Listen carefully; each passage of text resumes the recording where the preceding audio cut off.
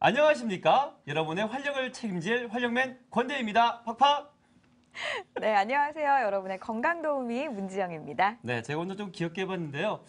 사실은 제가 올해 이제 사자를 찍었잖아요. 네. 그러셨어요? 저 그러니까요. 벌써 몰랐는데. 여러분 아마 시청자 깜짝 놀라셨을 거예요. 어우, 제가 사? 그런데 제가 참 마음이 외로워요. 네, 추워요. 왜냐하면 이 사는 찍었는데 이 피부가 삼때랑 달라. 어떡할까, 이 당연하죠. 피부. 더구나 차가운 바람, 건조한 날씨. 네. 내 피부 어떡할 거야. 아유, 정말. 관리해 주셔야죠. 그러니까요. 한다고 하고 있는데 이 참 나이 앞에선 참 굴욕이고요. 날씨 앞에서 굴욕이더라고요. 이거 어떡할까요? 네. 요즘 특히 또 날씨가 쌀쌀해지니까요. 네. 나이도 나이지만 음. 또 날씨 때문에 또 아니면은 요즘 여러 가지 이유로 음. 체질이 변하시는 분들이 있으시대요. 그러고 그래서 보니 뭐 아토피도 생각나고 그러네요. 네. 음. 근데 그런 단순한 간지럼증 증상만으로는 네. 이게 뭐 심각한 건지 아니면 잠깐인 건지 음. 아토피인지 건선인지 이게 또 구분이 쉽지 않다고 합니다. 그렇습니다. 그래서 오늘 올바른 치료와 또 그 원인과 증상 모조리 파헤쳐 주실 분이 계세요. 보기하고 다르게 아주 예리하십니다. 아주 아름다우신 분 소개해 드립니다. 마침 주제가 그러네요. 난치성 피부 질환의 실용 한방 치료. 이런 주제로 아름다우신 분, 네, 오늘 제가 괜히 환해지네요. 인천의 생기한의원의 오은영 원장님 함께합니다. 환영합니다. 안녕하세요. 네, 안녕하세요. 반갑습니다. 네, 이 난치성 피부 질환 정말 말만 들어도 정말 치료하기 힘든 질환이구나 하는 그쵸, 생각이 드는데요. 맞아요. 어떤 피부 질환을 보고 난치성 피부 질환이라고 할까요? 난치성 피부 질환은 증상이 헷갈리고 치료가 까다로운 아토피, 건선, 습진, 사마귀 이 네 가지를 난치성 피부 질환이라고 하고 있습니다. 네. 그렇군요. 네. 특히 저는 개인적으로 많이 궁금한 게 있어요. 시청자분은 뭐 믿어지지 않겠지만 저도 한때는 사마귀가 있었답니다. 지금 이제 의학의 도움으로 이제 이렇게 예뻐졌지만 네. 사마귀가 어딘가에 있었어요. 자, 요거 살짝 알려드리면서 자, 오늘 그러면 아까 알려주신 여러 가지 중에 아토피부터 알고 싶은데 아토피 어떤 질환인지 소개해 주시죠. 아토피는 1923년에부터 처음 생기기 시작한 질환이죠. 그래서 아토피를 말하는 아토포스라는 단어 자체가 굉장히 이상하다라는 뜻의 질환입니다. 그래서 네. 증상이 굉장히 변화무쌍한 질환을 말하고 있습니다. 네. 네. 그러면 증상별로 한번 설명을 들어볼까요? 어떤 증상이 이 아토피 증상이다. 준비된 자료가 있습니다. 한번 보시면서 설명 듣겠습니다. 아토피는 가려움증이 대표적인데요. 네. 아토피 환자분들은 아토피 초기, 중기, 후기에 걸쳐서 전신적으로 가려움 증상을 계속 호소하고 계시고요. 네. 밤에 심해지는 경향성을 가지고 있습니다. 아. 두 번째 증상은 홍반, 홍조, 홍종 증상인데요. 네. 홍반은 붉은 반점이 생기는 증상이고요. 홍조는 반점이 아니고 한 면 자체가 붉은 증상입니다. 네. 네. 홍종은 붉으면서도 부풀어 오르는 증상을 말하고요. 흔히 아토피 환자분들이 전신적으로 붉어지는 증상을 많이 가지고 계십니다. 야, 아토피의 증상이 단순히 가려움증만 있는 게 네, 아니었어요. 이렇게 다양할 그렇죠? 줄 몰랐어요. 맞습니다. 다 아토피에 해당이 되는 건데 네. 그렇다면 다음 그 대표적인 난치성 질환 중에 가장 무섭다고 표현하셨는데 건선이라는 게 있었거든요. 건선은 또 어떤 증상이 있습니까, 원장님? 네. 건선은 가장 대표적인 증상으로 각질이 생기는 증상과 홍반 증상이 있습니다. 네. 홍반과 인설이 가장 대표적인데 아토피와 다르게 가려움증이 심하지는 않으십니다. 네. 네. 그런데 보기에 굉장히 좋지 않아 일상생활에 장애를 초래할 수가 있습니다. 그렇군요. 자, 그러면 증상별로 한번 어떤 모습인지 또 살펴보겠습니다. 지금부터는 건선의 종류인데요. 건선의 가장 대표적인 종류가 판상건선입니다. 네. 보통 건선은 동전 모양으로 알려져 있는데요. 동전 모양 외에도 다양하게 이렇게 전신에 판상으로 생기는 경우도 많이 있습니다. 네. 다음은 농포성 건선입니다. 농포성 건선은 일반적인 건선과 다르게 농포가 생기는 경우인데요. 전신에 농포가 생기는 경우도 있고 네. 국소적으로 손 발바닥에 국한되어 농포가 발생하는 경우도 있습니다. 네. 네. 어휴, 건선의 증상도 참 다양하네요. 네. 네. 그리고 저희가 지금 사진을 쭉 보고 나니까 정말 이 건선 우습게 볼 질환이 아니구나 아닌 것 같아요. 하는 마음이 생각이 무거워졌어요. 듭니다. 예. 네, 저희 또 이어서 습진에 대해서 알아볼 텐데요. 네네. 보통 습진하면 주부 습진 많이 떠올리시잖아요. 그러니까요. 네, 저도 반지 같은 거 이렇게 오래 끼고 있으면 네. 좀 간지럽기도 하고 네. 뭐 피 안 통하는 느낌, 각질도 좀 쌓이는 것 같고 그래요. 그런 게 있었었는데 원장님, 네. 이 습진 같은 경우는 보통 주로 손에만 생기는 걸까요? 그렇지는 않습니다. 흔히 우리가 습진의 습자 때문에 굉장히 습한 곳에서 쓰면은 생기는 질환이라고 알 수가 있는데요. 네. 습진은 가려움증을 나타내는 모든 피부병을 습진이라고 하고요. 피부염이 바로 습진이라고 보시면 되겠습니다. 그렇군요. 네. 그렇다면 습진도 그 증상별로 어떤 모습인지 살펴보면서 설명 계속 듣겠습니다. 습진 중에 하나인 화폐상 습진의 모습이고요. 화폐상 습진은 습진 중에서도 증상이 가장 힘든 질환 중에 하나입니다. 지금 보시다시피 작은 형태의 판상형 홍반이 보이실 텐데요. 증상이 조금 심해지면 이렇게 동전 모양으로 바뀌게 됩니다. 화폐상이라는 단어 자체가 동전 모양 습진이라는 건데요. 네. 일반적인 다른 습진과는 다르게 가려움증과 진물 그리고 각질이 심하게 일어나게 됩니다. 다음으로 습진의 종류인 접촉성 피부염인데요. 접촉성 피부염은 우리가 흔히 귀걸이를 사용하다가 진물이 나오는 그러한 네네네. 경우 접촉성 피부염 중에 하나인데요.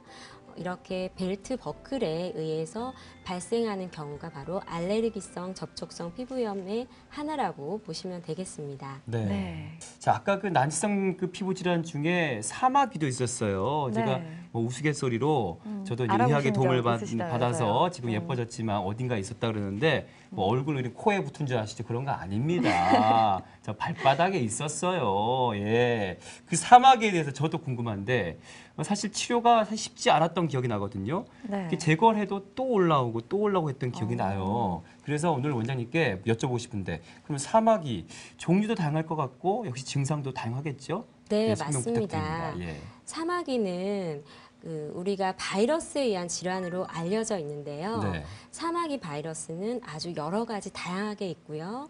부위에 따라서도 다르게 발생을 하고 있습니다. 네. 예.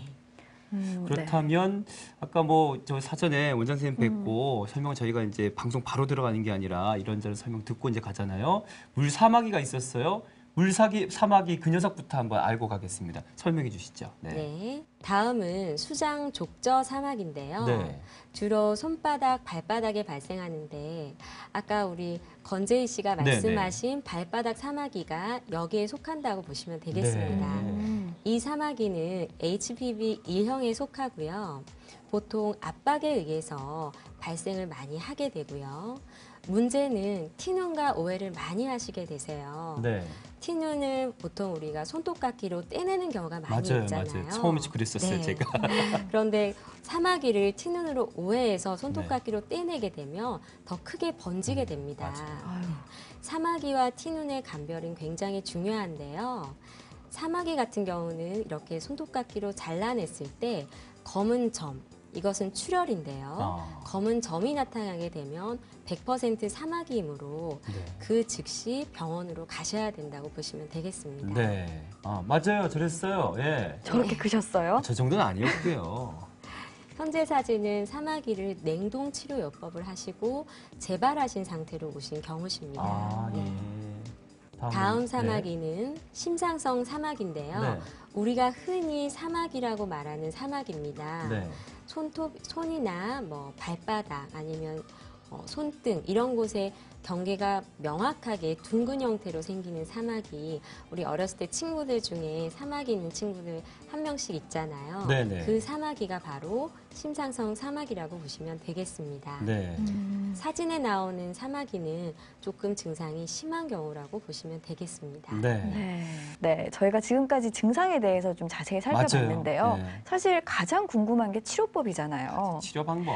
네, 원장님, 저희가 지금 살펴본 질환들 난치성 피부병이라고 했지만 치료 네. 방법이 또 다 있죠? 네, 각각의 질환에 맞는 치료 방법이 다 있습니다. 네. 제가 네. 그걸 알려드려야죠. 네. 한방 치료의 기본적인 원리는 수승 하강의 원리인데요. 네. 한의학에서는 인간의 음양의 조화를 맞추는 것을 기본으로 하고 있습니다. 한방 치료와 양방 치료와의 차이점을 제가 비교를 해봤는데요. 네. 한방 치료는 면역력을 강화해서 피부가 스스로 재생할 수 있는 것을 도와주는 치료입니다. 네. 네. 우리가 흔히 체질 개선이라는 말을 많이 하는데요. 네. 체질 개선의 궁극적인 목표는 내 몸이 스스로 병을 이겨낸다는 것을 목적으로 하고 있습니다. 그렇죠. 예. 자, 이렇게 치료를 하게 되면 네. 어떤 과정으로 증상이 호전되는지 자료를 준비해 봤습니다. 네. 우선 저기에 파란색 점선을 보시면 네. 요렇게 치료가 네. 되면은 얼마나 좋겠습니까? 그러니까요. 네. 그런데 그동안 스테로이드라는 면역 억제제로 가려움증이나 홍반 증상을 가라앉혀 놓은 상태에서는 네. 스테로이드를 끊고 나서 한방 치료를 시작하게 되면 증상이 조금 더 악화되는 악화되는구나. 경향성을 가지고 네. 있습니다. 네. 네. 하지만 한약의 치료와 그 외의 외부적인 치료를 통해서 네. 증상이 점점 개선되고 면역력이 호전이 되다 보면 점차 증상도 완화됨을 느낄 수가 있는데요. 네. 이 과정을 반복적으로 겪게 됩니다. 네. 그리고 2차적으로 우리가 감염이 되거나 네. 감기, 발열, 혹은 스트레스, 혹은 식습관에 의해서 네. 증상이 악화를 겪기도 하는데요. 네. 악화되기도 하지만 나의 면역력은 점차 개선되고 있기 때문에 결과적으로 증상은 호전된다고 보시면 되겠습니다. 네. 또 저렇게 또 도식화된 표를 보면서 또 이제 그래프를 보다 보니까 확실히 한방이 양방과 또 다른 치료 방법이 분명히 있는 것 같아요. 네. 그러면 원장님, 아토피 같은 경우에는 그럼 어떤 치료가 좀 효과적일까요? 네. 아토피 같은 경우에는 기본적으로 면역력을 증강시켜야 되기 때문에 네. 한약을 통해서 내부적으로 수승화강을 시키는 것이 중요합니다. 네. 그래서 수승화강을 위한 한약 치료와 함께 외부적인 피부 치료도 병행하게 되는데요. 네. 침을 통해서 피부 면역력을 증강시키는 것을 보실 수가 있겠고요. 네. 면역 약침을 통해서 실제적으로 피부에 면역력을 높여주는 작업을 한다고 보시면 되겠습니다. 네. 야, 네. 한방엔 침 치료 뭐 이렇게 한약 뭐 이런 거만 알고 있었는데 다양한 또 아토피 치료법이 있었네요. 네, 저희 다양한 아토피 치료법에 대해서 알아보고 있습니다. 네. 지금까지 이렇게 방송 보시면서 궁금하신 점 굉장히 많이 늘어나셨을 것 맞아요. 같아요. 괜히 혼자만 궁금해하지 마시고요. 밑에 전화번호 나가고 있습니다. 네. 궁금증 있으시면 바로 저희에게 전화 주시길 바랍니다. 네. 지금 저희 아토피 치료법 몇 가지 살펴봤는데요. 네. 근데 참 이게 또 문제가 되는 게 네. 요즘 아토피로 특히 고생하는 게 아기들이 그 참 아이들 있죠. 많더라고요. 맞아요. 네. 네. 근데 아기들 같은 경우는 그냥 멀쩡한 아기도 그냥 로션 쓰고 뭐 그냥 이렇게 물비누도 굉장히 엄마들 조심조심해서 쓰잖아요. 맞아요. 그래서 이런 치료들이 좀 자극이 많이 될 것 같아서 네. 아기들은 또 어떻게 치료를 해야 하나 또 많은 분들이 걱정하실 것 같거든요. 그렇죠. 네. 소아 아토피는 성인과는 좀 다를 거라고 생각을 많이 하시는데요. 소아들도 성인과 똑같이 면역력을 높여주는 작업을 우선적으로 해야 됩니다. 네. 소아들은 한약은 증류 한약으로 먹고 있고요. 한약을 먹기 힘든 영아들, 네. 1세 이하의 12개월 이하의 영아들은 증류 한약을 모유와 함께 먹이거나 젖병을 통해 먹이고 있습니다. 네. 그 외에 외부적인 치료는 지금 첫 번째, 두 번째 사진에서 보시듯이 여기에 자세히 보시면 이건 압봉인데요. 네. 자석을 붙여서 혈자리를 자극하는 방법입니다. 네. 마지막 사진에는 4세가량이 되는 여자아이인데요. 네. 네. 처음에는 침을 잘 못 맞지만 네. 시간이 지나면 아이들이 침을 더 좋아하게 됩니다. 네. 그래요. 처음에는 울지만 네. 나중에는 웃게 돼요. 오. 자기도 피부가 좋아지는 걸 느끼고 있거든요. 음. 그래서 나중에는 한방 치료에 대해서 훨씬 더 좋아하게 되어 있더라고요. 그렇군요. 네. 네. 아, 그리고 이게 또 한약을 증류해서 먹으면 네. 훨씬 더 순한 한약이 되는군요. 그렇죠. 쓴맛도 없고 먹기에도 편하게 넘어가기 때문에 네. 아이들은 거의 대부분 증류 한약으로 먹고 있습니다. 그렇군요. 아, 네. 자, 아토피 한방에서 그냥 감으로 촉으로 아닙니다. 정말 치료 방법 다양하게 있습니다. 그렇다면 이 다양한 종류의 치료법을 가지고 얼마나 치료해서 좋아지시는지 궁금하시죠? 성인은 어떻고 아이들은 어떤지 지금부터 공개합니다. 첫 번째 사진은 성인 아토피 사례인데요. 정말 환자분은- 심하셨었네요. 네, 매우 심하신 경우셨습니다. 20대 대학생이신데요. 중학교 때부터 아토피가 매우 심하신 분이셨어요. 네. 네. 이분은 오랫동안 가려움증에 의해서 2차적인 감염으로 고생을 하시고 네. 피부과나 대학병원에서 스테로이드 연고라든지 양약을 복용하시다가 내원을 하신 경우십니다. 네. 이분은 치료를 위해서 한약 치료와 외부 치료 그리고 노폐물을 배출하는 수화요법을 병행을 하셔서 네. 3개월 만에 빠르게 치료가 되신 경우십니다. 3개월이면 정말 해볼만 하네요. 3살이 네. 솔솔. 네. 네. 그 대신 이분은 땀을 흘리는 수화요법, 우리가 흔히 반신욕이나 네. 운동을 하는 것을 수화요법이라고 하는데요. 이렇게 수화요법을 하루에 8시간을 하신 분이라고 볼 수가 있습니다. 네. 그 정도는 해야 네. 빠르게 치료 효과를 보실 수가 있습니다. 노력도 그만큼 많이 하셨군요. 2살 배기 여자아이입니다. 정말 귀여운데 네. 얼굴을 공개할 수 없어서 안타까울 네, 정도로 네. 귀여운 아이인데요. 네. 가슴 부분에 아토피 발진으로 인해서 내원하신 경우입니다. 네. 보통 소아들에게는 스테로이드 연고를 바르게 하진 않는데 이 아이는 스테로이드 연고를 한 달 전부터 바르고 온 상황입니다. 네. 그래서 처음 치료를 할 때는 오히려 스테로이드 끊고 조금 더 심해졌다가 네. 호전이 된 경우라고 볼 수가 있습니다. 그렇군요. 네. 네. 네, 그렇습니다.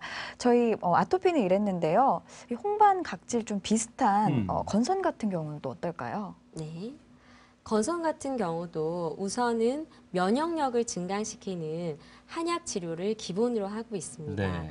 우선은 한약으로 면역력을 증가시키는데요. 그 외의 외부 치료는 아토피와는 조금 다른 형태를 가지고 있습니다. 네.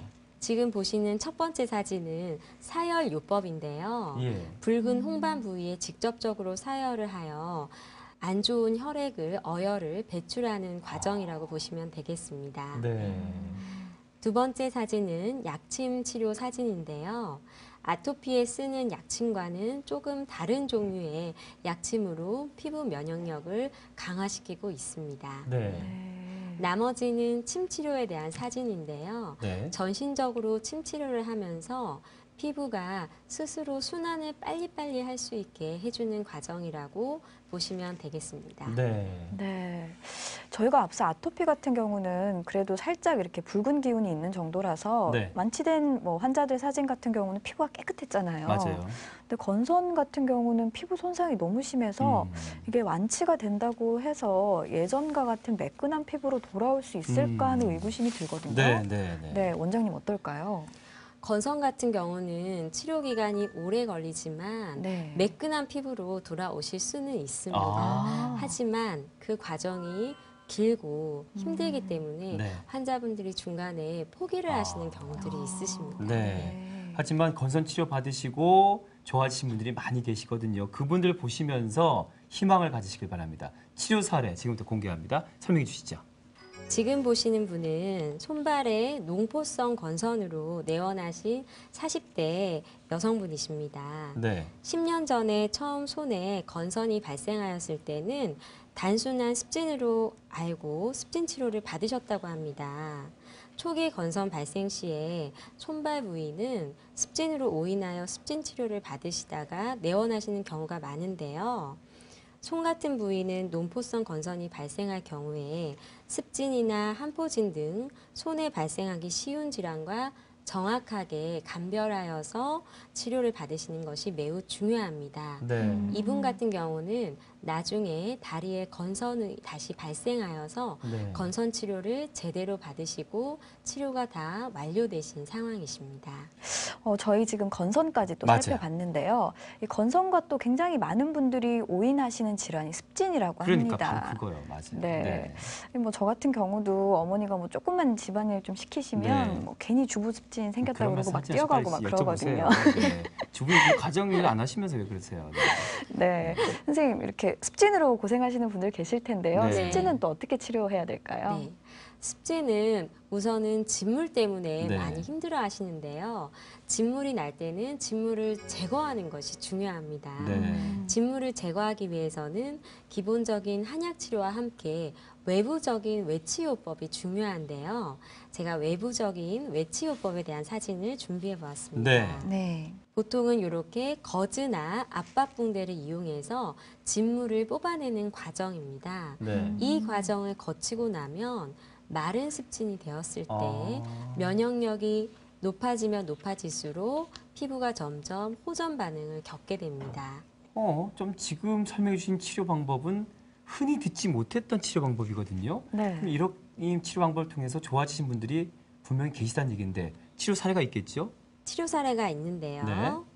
지금 보시는 분은 주부습진으로 고생을 하신 분의 사진인데요. 네. 보통 주부습진은 손바닥에 많이 발생한다고 알려져 있는데 네. 이분은 주부습진이 오래되셔서 손등까지 번진 경우십니다. 네. 아까 말씀하신 것처럼 그 민간요법으로 주부습진 치료를 많이들 하시는데요. 네. 네. 주부습진을 보통 우리가 뭐 바르는 약이라든지 아니면 약달인 물이라든지 네. 그 외에 이렇게 파라핀 요법이라든지 네. 등으로 치료를 많이 하려고 시도를 하시는데요. 네. 제대로 된 원인 치료가 되지 않는 경우에는 오히려 이렇게 손등까지 번지는 경우들이 많이 있으십니다. 네. 네. 저희 지금까지 아토피와 건선 그리고 습진의 치료 방법까지 자세히 살펴봤습니다. 네. 이제 남은 게 또 사마귀 맞아요, 치료인데요. 사마귀. 이 사마귀 같은 경우에는 네. 자칫 잘못 치료하면 확 또 번져버리는 수가 있다고 아까 그 말씀 그러더라고요. 하셨어요. 맞아요. 네, 그래서 치료가 참 어렵다고 그러던데요. 원장님, 어떤 치료? 사마귀는 또 네. 어떤 식으로 치료가 될까요? 네, 사마귀 치료의 핵심은 우선 사마귀를 절대 건드리지 않는 것입니다. 네. 이것이 사마귀일까라는 궁금증에 손으로 이렇게 긁으시게 네, 되면 네. 이렇게 긁으신 것을 이렇게 가는 순간 어? 입술에도 사마귀가 어? 생기시는 분들이 많이 계십니다. 어, 네. 진짜요? 그리고 아이의 사마귀를 만져서 네. 긁었다가 본인에게 또 긁으면 부모도 같이 사마귀를 앓는 경우도 있습니다. 그러면 그 손톱깎이도 왜 그 사마귀 치료하겠다고 건드렸다가 그 온 가지 같이 쓰잖아요. 그런 경우도 당연히 그럼 옮을 수가 있겠네요. 맞습니다. 아. 그래서 보통 한 명이 사마귀를 외부에서 옮아오면 네. 온 가족이 사마귀를 같이 앓는 경우가 많이 있기 때문에 네. 그런 경우는 철저히 의복을 서로 차단해서 삶아서 입으시는 것이 굉장히 그렇군요. 중요합니다. 자, 네. 그렇다면 그 사마귀 어떻게 치료하는지 이제 자료 보시면서 이렇게 설명 듣겠습니다. 먼저 사마귀를 치료할 때는 지금 보시다시피 면역 약침으로 사마귀 부위에 면역력을 높여주는 작업을 하게 되는데요. 네. 이렇게 면역력만 높이게 되었을 때 사마귀가 완전히 치료되지는 않고요. 보시는 바와 같이 뜸 치료를 통해서 네. 사마귀 바이러스를 완전히 소멸시키는 방법을 반드시 같이 써야 합니다. 네. 지금 보시면 뜸으로 사마귀 부위를 직접 뜨고 있는데요. 네. 지금 외부에서 뜸으로 인해서 사마귀 부위의 심까지 깊은 부위까지 다 제거됨을 보실 수가 있습니다. 네. 근데 저기 지금 꽂혀 있는 침이 네. 그냥 침이 아닐 것 같은데요. 약침이죠. 어떤 약 성분이 좀 있는 건가요? 지금 보시는 꽂혀 있는 것은 네, 침이었고요. 그냥 침이고요. 네. 예, 예. 아까 주사를 한 것이 네. 약침인데요. 약침에는 봉독 성분이 있습니다. 아. 그래서 그 부위에 사마귀도 소멸시키면서 네. 면역력을 증가시킨다고 보시면 되겠습니다. 그렇군요. 자, 치료를 또 사마귀 치료 받으시고 좋아지신 분들 많이 계신다고 하는데요. 그 중에 몇 분 좀 소개해 드릴까요? 어떤 사례가 있었나요? 네. 아까 말씀드린 심상성 사마귀인데요. 네. 네. 20대 직장인 분이십니다. 이분은 한 1년 정도 사마귀로 고생을 하시다가 내원하신 경우인데요. 네.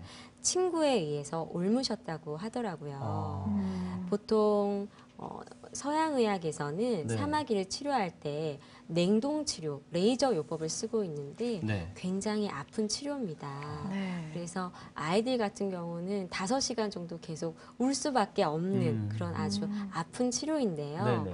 그 치료를 10회 정도 받으시고 오셨는데도 치료가 효과적으로 진행되지 못해서 네. 한의원으로 내원하신 경우십니다. 그랬군요. 네. 지금 보시는 분은 네. 20대의 대학생인데요. 네. 건재희 씨가 생기셨던 네. 그런 수장 족저 사마귀십니다. 이분은 티눈으로 오인을 하시고 네. 손톱깎이로 자르셔서 사마귀가 더 커지신 경우신데요. 네. 그대로 방치를 하시게 되셔서 점점 더 커진 상태로 6개월 후에 내원하신 경우십니다. 예.